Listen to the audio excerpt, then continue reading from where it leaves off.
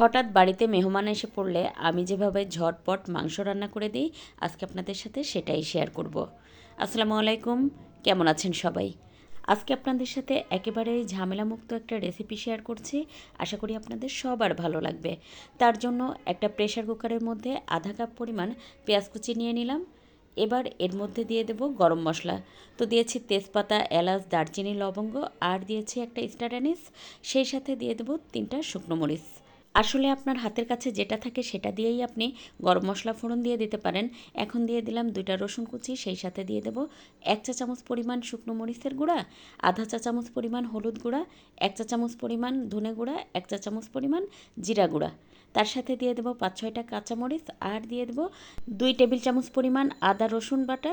তার সাথে দিয়ে দেবো স্বাদ মতো লবণ আর দিয়ে দেবো আধা কাপ পরিমাণ রান্নার তেল।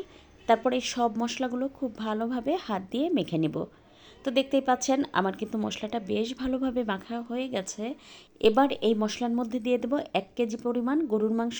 আর আজকে আমি হাড় চর্বি সহই মাংসটা নিয়েছি। আর এই কয়েকদিনে আমার কথা শুনে নিশ্চয়ই বুঝতে পারছেন আমার কি পরিমাণ গলা বসে গেছে, তাছাড়া কিন্তু প্রচণ্ড ব্যথাও আছে। তারপরেও আমি আপনাদের সাথে ছোট্ট একটা ভিডিও শেয়ার করলাম, আশা করি আপনাদের সবার ভালো লাগবে। আজকের ভিডিও যদি ভালো লেগে থাকে তাহলে প্লিজ একটু শেয়ার করে দিবেন আর একটা লাইক দিয়ে পেজ ফলো করে পাশে থাকবেন।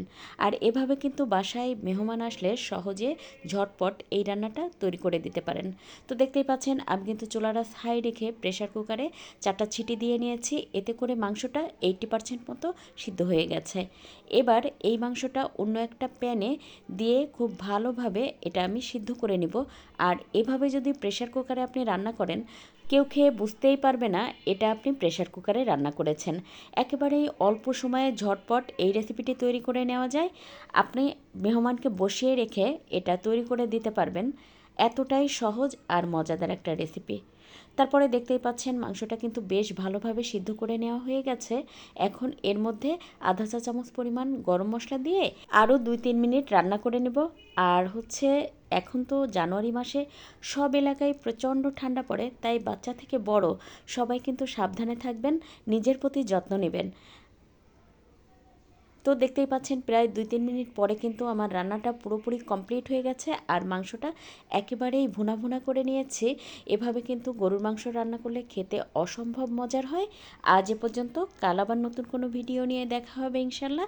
সে পর্যন্ত সবাই ভালো থাকবেন, সুস্থ থাকবেন। আল্লাহ হাফেজ।